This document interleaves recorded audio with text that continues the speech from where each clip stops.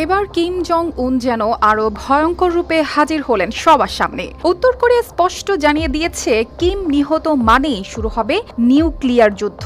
অর্থাৎ দেশটির নেতার ওপর হামলা হলে আর কোনো সতর্কবার্তা নয়, কোনো দীর্ঘ বৈঠক নয়, সরাসরি আকাশে ছুটে যাবে পারমাণবিক ক্ষেপণাস্ত্র। সম্প্রতি উত্তর কোরিয়া তাদের সংবিধানে বড় ধরনের পরিবর্তন এনেছে।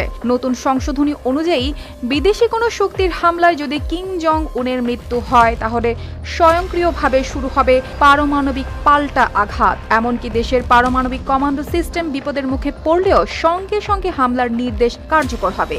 দক্ষিণ কোরিয়ার গোয়েন্দা সংস্থার তথ্য অনুযায়ী মার্চ মাসে পিয়ংইয়ংয়ে অনুষ্ঠিত সুপ্রিম পিপলস অ্যাসেম্বলির অধিবেশনেই এই সিদ্ধান্ত অনুমোদন দেওয়া হয়। বিশ্লেষকরা মনে করছেন, সাম্প্রতিক মধ্যপ্রাচ্যের ঘটনাগুলো এই সিদ্ধান্তের পেছনে বড় কারণ। যুক্তরাষ্ট্র ও ইসরায়েলে অভিযানে ইরানের কয়েকজন শীর্ষ নেতা নিহত হওয়ার পর থেকেই উত্তর কোরিয়া নিজেদের নিরাপত্তা নিয়ে আরও কঠোর অবস্থানে গেছে। কিম জং উন হয়তো বুঝিয়ে দিতে চাইছেন, তার দেশের নেতৃত্বের ওপর আঘাত মানেই ভয়ঙ্কর পরিণতি। এর মধ্যেই উত্তর কোরিয়া ঘোষণা দিয়েছে, তারা নতুন দূরপাল্লার কামান মোতায়েন করবে, যেগুলো দক্ষিণ কোরিয়ার রাজধানী অঞ্চল পর্যন্ত আঘাত হানতে সক্ষম। শুধু তাই নয়, খুব শিগগিরই নিজেদের প্রথম নৌ ডেস্ট্রয়ারও চালু করার পরিকল্পনা করেছে দেশটি।